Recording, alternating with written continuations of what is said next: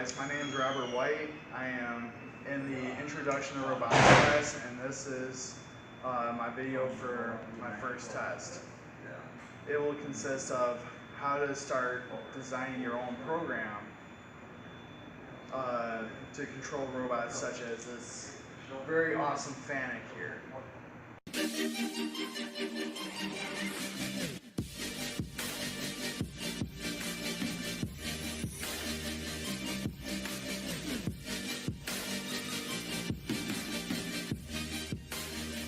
Basics of robotics, you have to create your own program. Well, sometimes that's a little difficult to do. So another method that has been made for a lot of robotic programmers over the years is flowcharting, which is a way of laying out what you want your program to do before you even start writing the program. So I have a demonstration of a flowchart here. And this is an overlay out on what you want your robot to do. So we always start off with a starting position, letting the robot know that this is where I'm starting. I'm not going to start all the way down here, I'm starting right here.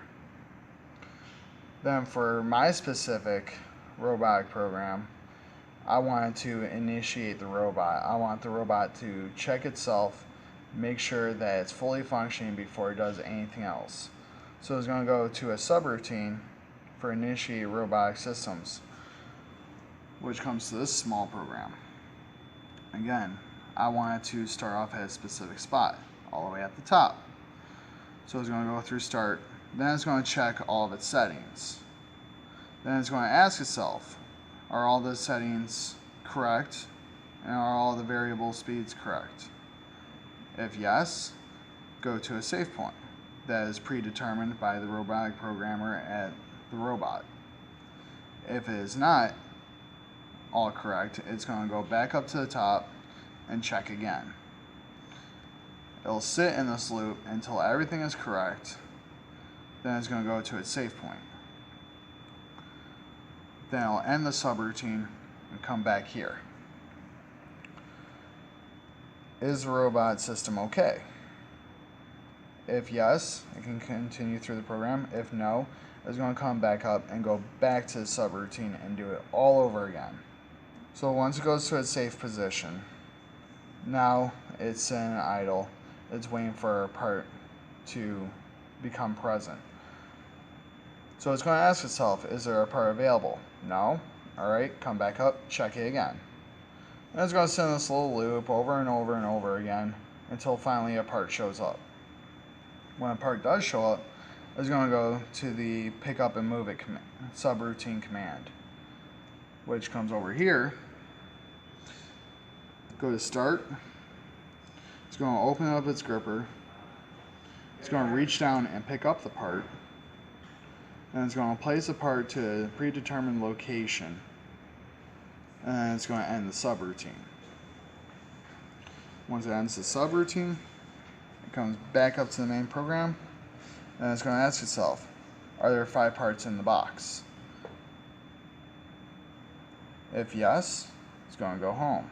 If no, it's going to come back up to the top here and wait for another part to become available until all 5 parts are inside the bin. Then it's going to go home, and then it's going to finally end the program. Now, after making your flowchart, you can start working on the program itself. And this also helps you lay out the program too. So here's my starting area. It's going to type onto the screen, initializing system. Thank God for editing. It's going to go through the initialization process, checking to make sure that the gripper is open, the average speed is set, the acceleration speed is set, the deacceleration speed is set, and then it's going to move in a joint movement to the safe position. Then it's going to wait for a negative signal. Then after the initialization is done and everything is correct, it's going to tell you by typing on the screen, initializing is done. robot is ready. Then it's going to start a variable to determine that we need 5 parts in the box. I want the counter to count up by 1. And then type waiting for signal. The signal is going to come from the sensor letting the robot know that the part is there. Once the part is there, it's going to confirm the signal and it's going to go through and pick up the part. Once it picks up the part, it's going to go through the string of command to move the part to where it needs to be and set it down. Then it's going to come back up and do it all over again 5 times. Then once it hits 5 parts, it's going to type out on the screen, there are no parts to process. Robot is going back home. The robot will then go home. The process is done. You can pack out your bin, put it aside, set up a new bin, put some more parts in the machine, and do it all over again. So that's basically the flow charting. Have fun.